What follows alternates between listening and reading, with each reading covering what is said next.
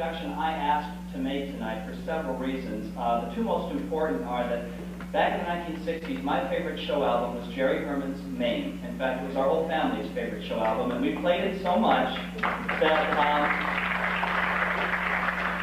when the national tour came through Milwaukee, my 7-year-old sister begged to be taken to see that show. She'd never seen live theater before. And so she got dressed up in her new church outfit and her Mary Jane shoes, and we sat at the Dallas Theater in Milwaukee. And I was particularly anticipating the performance of a lady who was playing Vera Charles, because I knew her work and I knew it would be exemplary. Well, every critic on that tour agreed, because I had a whole sheet of reviews from across the country who say, let's begin this review by renaming last night's production of Maine Vera. She was stage doorman, let me wait inside when it was over, because I wanted to thank her for that. I also wanted to tell her, back in those days, the Tonight Show and the Dick Cavett Show were both coming live from New York, or on tape from New York, and the actress was not only in company, she was a semi-regular on those shows, always singing the most beautiful, forgotten show music. And there was a song I loved that I wanted to tell her about at the Alvin Theater, because I knew coming from a 19-year-old from Milwaukee, she couldn't wait to hear this, even though she wasn't that here. So I waited, she came down, and we spoke, and I mentioned this song, and I got one of those laser side glances for which she is famous. And I think she thought it was a put-up, because she said, you know, I was supposed to tape the Cavett Show tonight, and because of the snow, I didn't get back to town in time, but that's the song I was going to sing tonight. And she shot me a glance, and I'm sure she thought I was, you know, setting this up, and it was not, it was absolutely true. So she looked at me, and she sang the first 2 words of the verse. I sang the next 2 back. She sang 2 more, I sang 2 more. We got to the chorus and did a duet of all 32 bars of It Amazes Me in the foyer of the Alvin Theater stage door. The important thing is not that my 7-year-old sister is now grown up and here tonight. The important thing is not that I'm here tonight. The important thing is that this actress on Broadway with Bus Stop and Noel Coward's Sail Away and Company and Follies in Concert and a dozen years on the stage and with her own TV series in London, the important thing is she's here tonight. Ladies and gentlemen, Miss Elaine Stritch.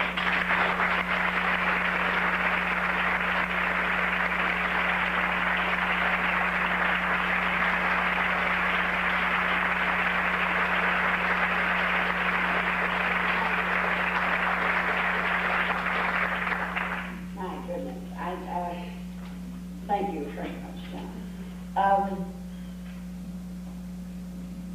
Because he's just mentioned Maine, I've got to tell this right away. My sense of timing demands it. I didn't,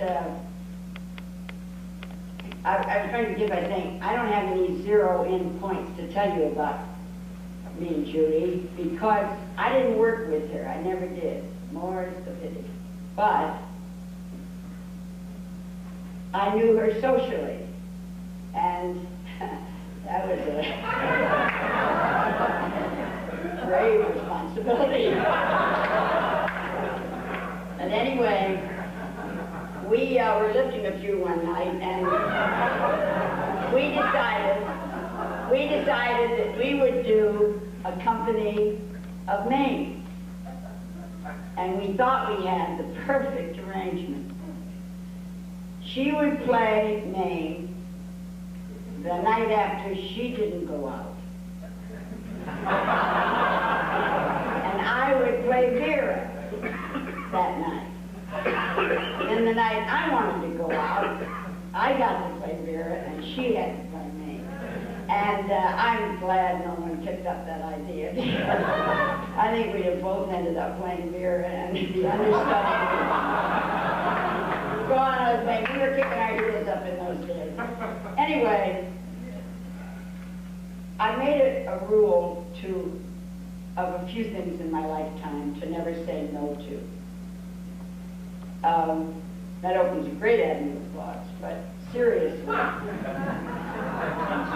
One of the things is, and there are a few, one of the things is anything that has to do with this dame and anything that I can do to drive home the point of the power of that kind of talent, I'm here to do it. Any place, any time, anywhere. Now, it's a sad, sad, sad fact that we this praise and this understanding and this courageous backup and this belief and everything about what we're all doing here tonight. It's so mysterious that she isn't here. It's so mysterious that we can't tell her. But my God, it happens not only in show business, not only in the case of Judy Garland, in the case of some of our mothers, of our fathers, of our sisters, of our brothers, of our fellas, of our girlfriends, husbands, wives. Always too late to do quite what we wanted to do, to tell them quite what we wanted to tell them about what they did for us in their lifetime. And I want to tell you something. I am sort of Frank Rich-like in my feelings about talent. I want it, and I don't want to sit through anything where it's not there, because I hate those people who assume that they can entertain me and not move me. I don't like them, because they're up there for the wrong reasons. Now, I want to say something very, very positively about this woman. If you got nervous on an opening night, the best thing in the world for this performer was to see Judy Garland in the movie. She made me go to my dressing room like I had to express what I had to express. I had to tell the truth, and I learned early in my life. Well, not that early, but I learned last week that the only really interesting thing in the world is the truth. And there's wonderful advantages of telling it. First of all, it's easy to remember. You really don't have to memorize the truth. You just feel it, and you get out there and you tell it. And never in my life have I ever sat in an audience, and I mean this, few moments. I was lucky enough when I first came to New York to see Lorette Taylor in the Glass Menagerie. I was 17 years old. I went backstage to see her. I didn't know why. I didn't know anything about the theater. I just knew that someone was telling the truth. So I was back there to tell her that. I didn't know who she was. She was in some cockamamie play called Glass Menagerie.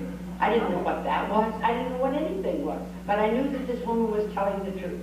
I did a play called Bus Stop with Kim Stanley. I knew somebody was telling me the truth. But never, never, good, bad, and different, up, down, over, or out, did I ever catch Judy Garland in a lie. Or did I ever catch her acting? And the story that Eddie Bracken told was so wonderful for me to hear, because when she'd break up on that set with Eddie Bracken, it was because she loved life so much, and that was the moment of reality. She could laugh at Eddie Bracken, not what Eddie Bracken was playing. And she, as a child who was deprived of all that, grabbed those moments. I mean, for Judy to break up was probably the relief of a summer vacation to all of us. And it might have lasted 2 minutes with the demands that were made on that adorable child. Well, anyway, I guess it's getting pretty obvious how I felt about this actress. And now I'm going to tell you 2 quickies, humorous things that happened between Judy and myself. One thing was, we spent the evening together after a closing night at the Palace. She had that wonderful orange sequin dress on that knocked me out. I loved it so. And sashaying around in those spike heels. And she had a triumphant run. And we ended up in some Park Avenue apartment. Don't ask me. And we were all sat up late, and we ended up after chit-chat and doers and, you know, and all that. And about 6 o'clock we decided to play games. And so we played some game about if you were a door, what door would you be? You know, that game of essence that was very in about that time. And we played it, and we played it, and we played it, and I was just so thrilled to be a part of this wonderful showbiz thing, and we were all having so much fun. And about 7:45 in the morning, Judy came over to me, and in that kind of voice of hers, you know, she never said a consonant in her life, I think. But and it certainly paid off, didn't it? She came over to me and she said, Elaine, I didn't think that I would ever say this to anyone ever in my lifetime. Good night.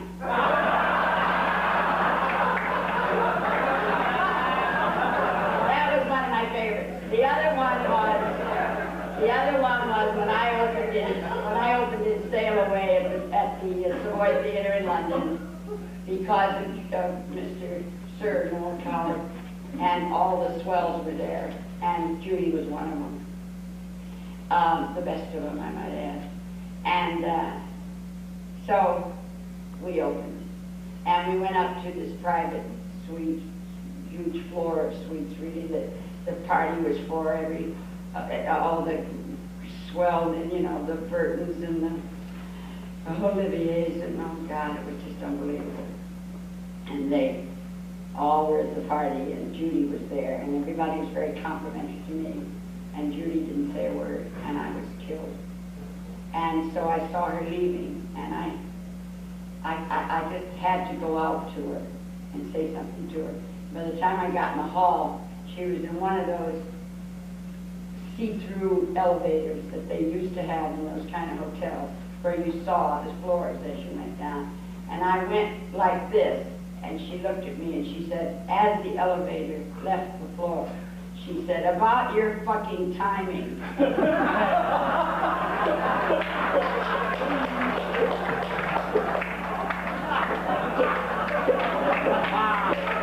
It's the greatest compliment I've ever had. Are you standing there for me to get on with it? Whatever you want. All right, no, I have one more thing to relate to, and then I'm going to introduce the film clip. I came across a little page in a little book that I read every morning of my life, so I can stay away from those parties on Park Avenue. And I'll be damned if this morning it didn't smack me right between the eyes. And this reminded me so much of Judy Garland. Judy used to tell me that her favorite season was spring, and she loved the seasons, and the poor thing had to live out in that crazy place for so much of her life that she missed a lot of them, and she just said, oh, that sun just changed everything. And she loved the spring. She loved the spring so much. And I opened this book, and this was the night I'm going to do the talk on Judy Garland, and honest to God, this was what was for April 1 in my book. Bear with me. Spring, we remember the sheer joy of spring during childhood. How we would race around the backyard, checking out the wonderful sights and smells. Spring in those days meant no more snow pants and boots.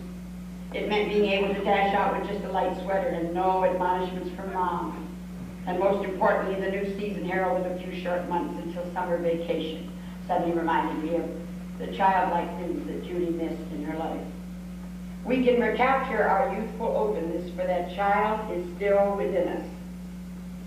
We can smell the same scents, experience the same joy, but with the depth of understanding we have gained as adults, which is all of us who have lived long enough to understand that we put those childlike things away and we grow up.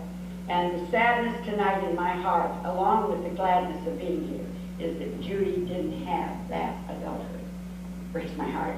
Anyway, Emily Dickinson said, and then I'm going to close with this, spring is a happiness so beautiful, so unique, and so unexpected.